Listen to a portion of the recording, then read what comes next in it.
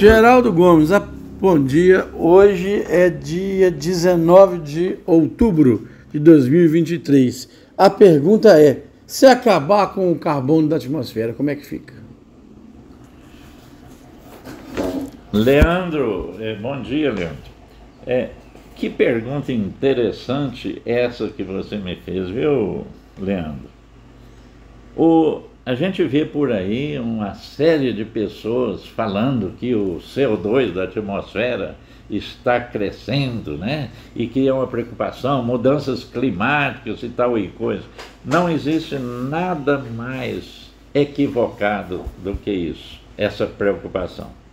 Se acabar o CO2 que tem na atmosfera, como é essa pergunta que você me fez, o que vai acontecer? Todas as pessoas vão morrer de fome daí uns tempos, porque não vai ter carboidrato para comer. Não vai ter proteína vegetal, que são os carboidratos. E não vai ter proteína animal também, porque todos os animais dependem da ração, que basicamente são produtos de carboidratos. Então, se acabar, vão imaginar um processo hipotético, que consigamos eliminar todo o CO2 da atmosfera, fica zero. O que vai acontecer? Não vai ter mais carboidrato daí uns tempos, porque o carboidrato que nós alimentamos é formado na hora que o agropecuarista planta lá o milho, o feijão e etc., é formado o carboidrato com o sequestro do carbono do CO2 que está na atmosfera. Então, se imaginarmos que a partir de um momento zerássemos esse carbono, não ia ter mais carboidrato para as pessoas se alimentarem, né? Que é trigo, feijão, arroz e tudo que a gente alimenta. E também proteínas animais, né? Entendeu? Geraldo, uma pergunta. Na Câmara de Ouro Preto, há aproximadamente 3 meses atrás, foi apresentado um projeto, né, uma invenção, que é capaz de tirar do ar, de emissão, diminuir a emissão do gás carbônico, por máquinas e tal. Como que o senhor vê essa invenção? Essa invenção para diminuir o CO2 da atmosfera, isso não tem sentido nenhum. Isso é prejudicial para a produtividade agrícola. Porque quanto mais CO2 tiver na atmosfera, a produtividade agrícola é maior, porque você tem mais CO2 para ser sequestrado as plantações de trigo, de arroz, de feijão e tudo que a gente alimenta. Para explicar melhor isso aí, todo sequestro de carbono feito pelas plantações é através da fotossíntese, não é isso? Quando um fazendeiro planta um pé de milho, esse pé de milho vai crescendo porque existe CO2 na atmosfera para ser captado e produzir a celulose e os carboidratos. Não é só produtos alimentícios, o papel também, Leandro, é feito com celulose. Celulose, que é parte integrante da madeira.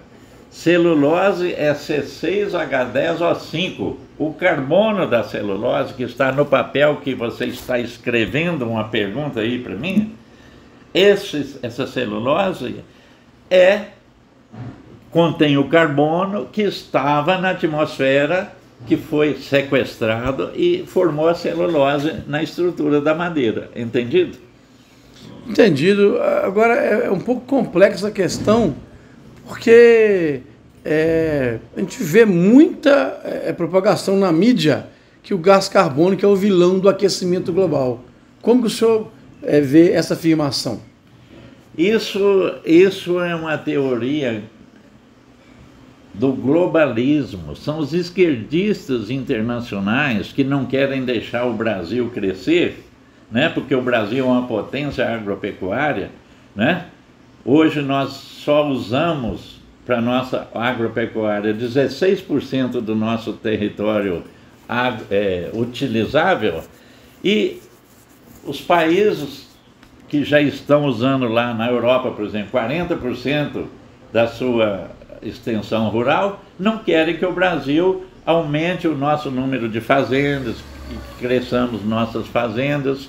Então eles ficam falando que o CO2 é o vilão do aquecimento global. Não tem nada disso. O CO2 antropogênico, que é aquele que cresce causado pela ação humana, é apenas 2,4% a 3% do CO2 que existe na atmosfera. Esse CO2 que existe na atmosfera, Leandro, é causado por causas naturais. Nós temos hoje mais de 500 vulcões em atividade no mundo.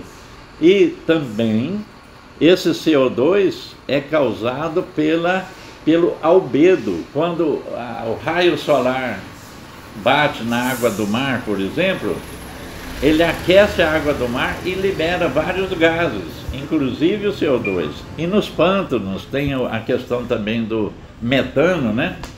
Então essa preocupação não tem sentido. Um outro exemplo é o chamado de efeito estufa, né? Que é um aquecimento do planeta. O senhor já tem a sua opinião sobre isso? Sim, não existe efeito estufa, né? O pessoal que fala do efeito estufa fala que existe uma camada de ozônio, né, a 60 quilômetros. Isso é uma falácia, não existe camada de ozônio. A ozonosfera é uma região da estratosfera que tem ozônio, mas é uma faixa de 10 quilômetros de extensão, não é uma camada de ozônio. Então isso não existe. O albedo é o reflexo que o Sol lança o seu raio na Terra e reflete, né? Isso chama-se albedo. Isso depende muito da característica do terreno e etc. Mas esse raio solar chega na água do mar também e faz a água do mar evaporar. Quando o raio bate na Terra, esse raio bate nas nuvens e volta para a Terra. Então as nuvens são a maior causa do efeito estufa. Não é camada de ozônio, que na realidade não existe.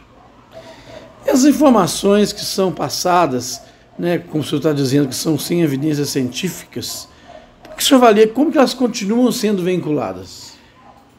E como eu disse para você, isso é um movimento do globalismo internacional. E tem uma grande parte da ONU comprou essa ideia para atrapalhar os países em desenvolvimento, como o Brasil, que tem uma expansão agrícola muito grande, e nós não vamos parar por aí, nós vamos crescer, vamos montar mais fazendas. Eles não querem que o Brasil cresça. O Brasil hoje já é o primeiro produtor de soja, o primeiro produtor de milho, né? Conseguiu agora. Então nós somos nós estamos fornecendo para o mundo todas as commodities agrícolas, e nosso preço é competitivo em qualquer parte do mundo. E os países avançados, que já não têm mais onde expandir sua fronteira agrícola, não querem que o Brasil expanda, né? O Brasil é o futuro. Nós já alimentamos mais de 1 bilhão e 100 milhões de pessoas no mundo, né? Nós já produzimos para o mundo inteiro e exportamos nossas commodities. Isso é uma questão geoeconômica, você entendeu? Eles não querem que nós cresçamos. É uma questão econômica, não é científica. Geraldo, e como que o senhor vê o famoso mercado de carbono, onde um país pode comprar do outro de créditos, né? Criou-se esse mercado aí. Esse mercado de carbono é uma ideia que surgiu com o protocolo de Kyoto, né? A primeira reunião que houve sobre isso, e foi foi criada um movimento que o vice-presidente dos Estados Unidos na época, Al Gore, né? Ele perdeu a política e inventou essa coisa aí e contratou alguns cientistas, deu dinheiro para eles e tal.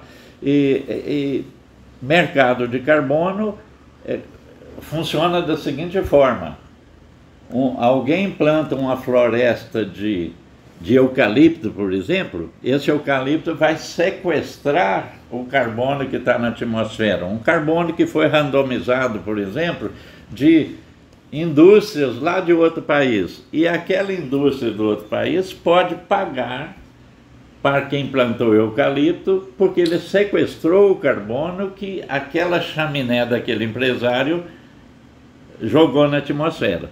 Mas isso é tudo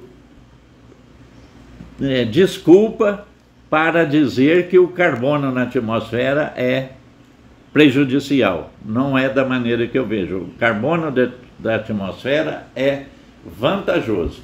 Você pode imaginar que a produtividade agrícola nos últimos anos aumentou muito. Cada hectare de terra hoje produz o dobro de soja, de milho que produzia há 40 anos atrás, por exemplo, né? E para comprovar isso, eu vou te dar uma informação interessante. Existem produtores agrícolas que têm essas campânulas de plásticos, como é que chama? Esses galpões de plásticos, e eles enriquecem o interior do galpão, estufas, com CO2 lá dentro da estufa, para aumentar a produtividade deles. Essa é uma prova que o CO2 é vantajoso e não prejudicial para a agricultura. Já que a gente está falando nesse assunto de carbono, o desmatamento, como o senhor vê essas preocupações estrangeiras sobre a Amazônia? Por que eles se preocupam tanto com a Amazônia brasileira? Eles se preocupam com a Amazônia brasileira e falam, por exemplo, que a Amazônia é um pulmão do mundo. Isso é uma idiotice que não tem tamanho. O globo terrestre tem 510 milhões de quilômetros quadrados. A Amazônia não chega a 1% disso aí. Então, quando eles falam que é o pulmão do mundo, isso é uma mentira deslavada. Eles não querem que nós estendamos nossas fazendas, cresçamos nossa fazenda por questões econômicas, para nós não inundarmos o mundo inteiro com as commodities agrícolas, não é isso? Então, a Amazônia tem que ser preservada sim, mas nós brasileiros é que temos que tomar conta dela, e não os europeus, não os estrangeiros. Nós temos que usá-la como acharmos que temos que usar. Vamos falar agora de um material estratégico, o nióbio. O Brasil é um dos maiores produtores de nióbio do mundo. E quem põe o preço é o mercado internacional, né? Como é que funciona a questão da oferta, procura e precificação de minerais preciosos, como o nióbio, por exemplo? Nós precisamos de separar metais preciosos de metais nobres. Metais preciosos é ouro, platina. Sim. A platina é mais cara do que o ouro, a prata. Agora, o nióbio é classificado como metal nobre, assim como o níquel, né, molibdênio, né? São metais nobres.